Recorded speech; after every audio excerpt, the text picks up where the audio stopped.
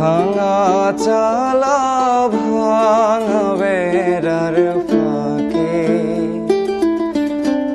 অবাক জ্যোৎস্না ঢুয়ে কাপড়ে হাত বাড়াইয়া ডাকে,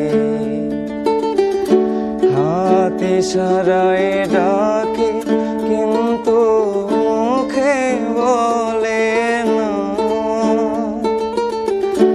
আমার কাছে আইলে বন্ধু আমারে পাইবা